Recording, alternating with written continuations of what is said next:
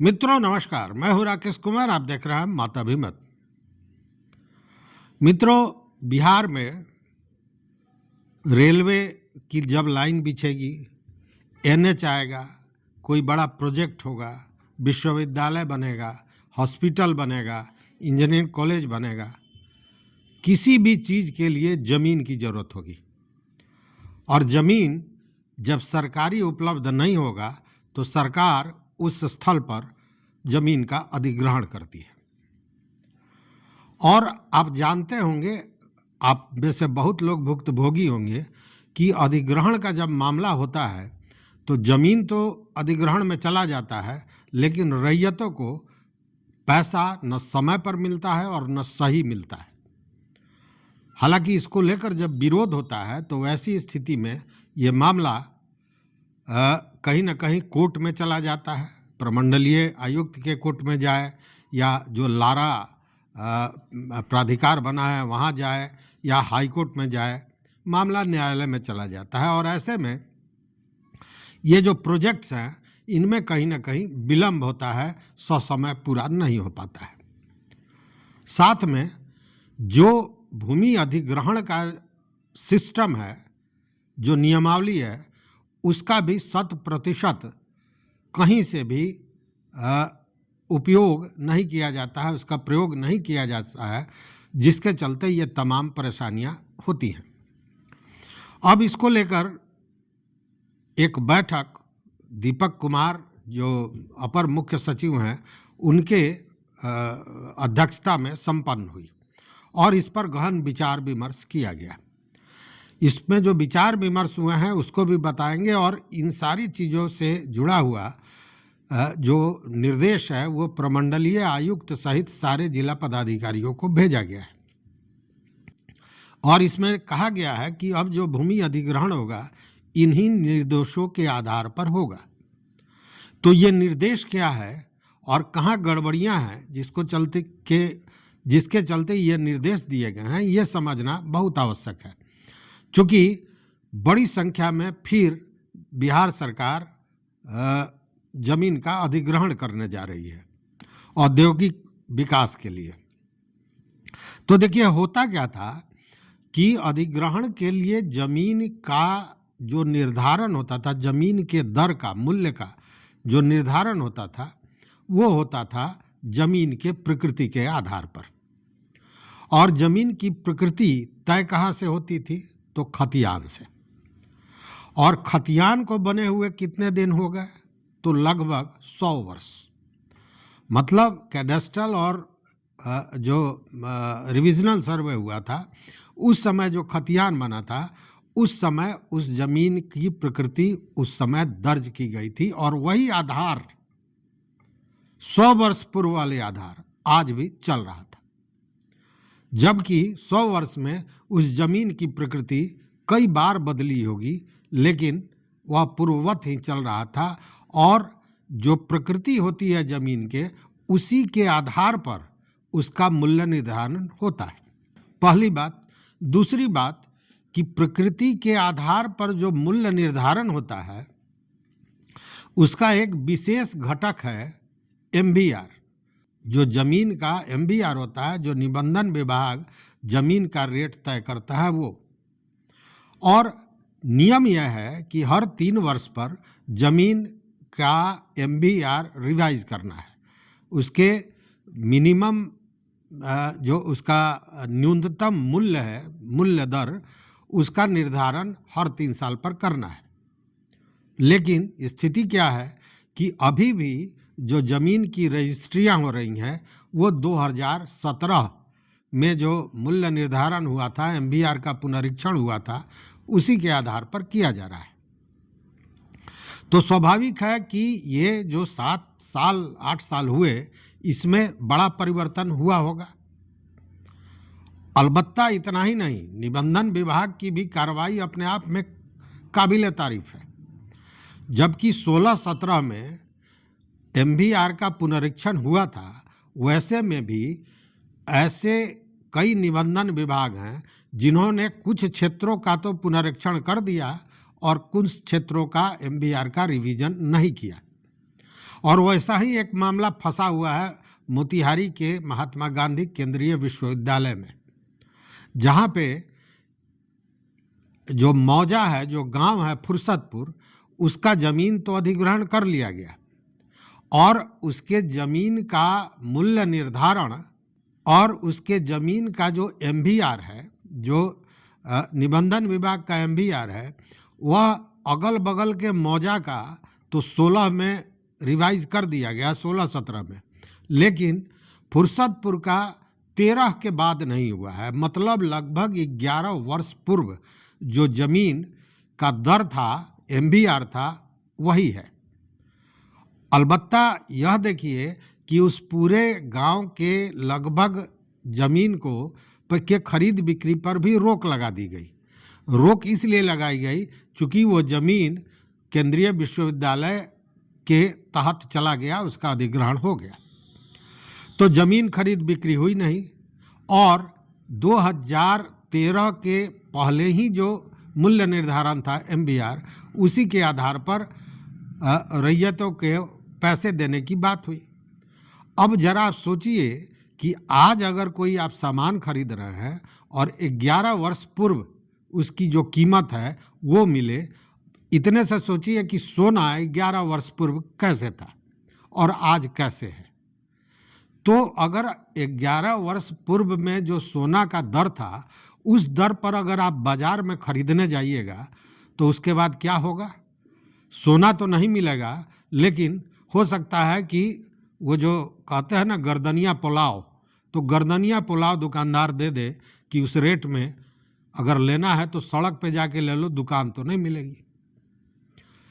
तो ये स्थिति बनी रहती थी। तो इसको लेकर ये कहा गया है कि कोई भी जो अधिग्रहण होता है उसके साथ ही निबंधन विभाग को भी यह निर्देश है कि उस जमीन के एमवीआर का पुनरीक्षण होना आवश्यक है, ये करना आवश्यक है। और इसमें राजस्व एवं भूमि सुधार विभाग के साथ निबंधन विभाग का सहयोग बहुत आवश्यक है। यह इसलिए भी आवश्यक है कि जो एमवीआर तय होता है, तो आप देखेंगे कि एमवीआर में भी लिखा रहता है, जैसे ये औद्योगिक जमीन, इसका दर क्या होगा, रिहायशी आवासीय का क्या दर होगा, 3 फसला का क्या दर होगा, जो 2 फसला का क्या होगा, या असिंचित का क्या होगा, सिंचित का क्या होगा, इस सब का दर अलग अलग होता है। मतलब वो जमीन की प्रकृति होती है और उसी प्रकृति के आधार पर दर निर्धारण होता है। तो अगर ये इसका पुनरीक्षण निबंधन विभाग समय करे तो प्रकृति का निर्धारण होगा और प्रकृति के आधार पर जो दर है उसके हिसाब से रैयतों को, जिनका जमीन अधिग्रहण किया जाएगा, उनको पैसा मिलेगा। जो एमवीआर होता है उससे ज़्यादा पैसा दिया जाता है, चूँकि उस जमीन से, उस संपत्ति से उनको पूरी तरह बेदखल कर दिया जाता है और इसीलिए मुआवजा भी दिया जाता है। तो ये तो चीज़ें हैं। अब देखने वाली बात यह है कि यह जो निर्देश दिया गया है, यह कितना जमीन पर उतारा जाता है। अब ऐसे मामले में घाल-मेल भी बहुत होता है।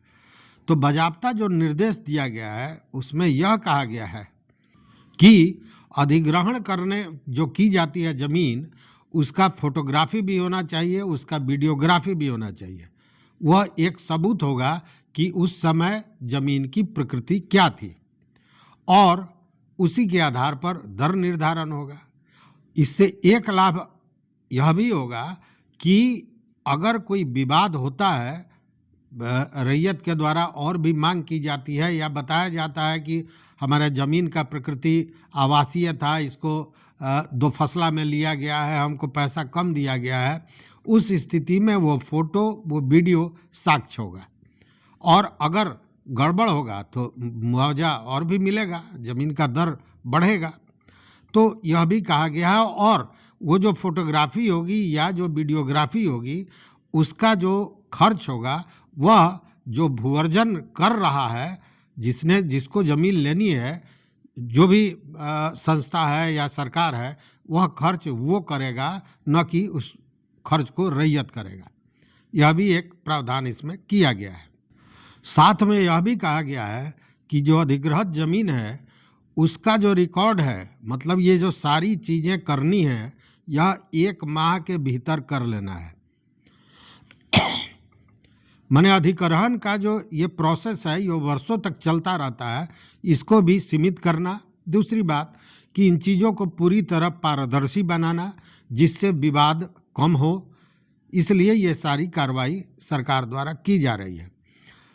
जबकि सच्चाई यही है कि जितना जगह भी आप देखिए, भूअर्जन के मामले अगर आप किसी लारा कोर्ट में चले जाइए, प्राधिकार में चले जाइए, तो पता चलेगा कि 10-10 वर्षों से रैयत दौड़ रहे हैं और वो मामला तय नहीं हो रहा है। और उसमें कोर्ट का, प्राधिकार का दोष कम होता है, दोष भूअर्जन विभाग का होता है। चूंकि कोर्ट कोई भी जो चीज़ होगा तो रैयत अपनी बात कहेगा और फिर सरकार से या भूअर्जन विभाग से भी उसकी सूचनाएं मांगी जाती है, और सरकारी सूचना आने में आप समझ सकते हैं कि कितना विलंब होता है। तो अगर एक पत्र का जवाब मांगा गया और 6 महीने के बाद, 3 महीने के बाद वो पत्र आया, तो 3 महीना तो बीत गया। जबकि जो प्राधिकार है उसको नियम के तहत 6 माह में मामले का निस्तारण कर देना है। चूंकि ऐसे मामले जब सिविल कोर्ट में जाते थे तो लंबे समय तक चलता था, इसीलिए बजाते रैयतों की सुविधा के लिए ये लारा कोर्ट या प्राधिकार बनाए गए।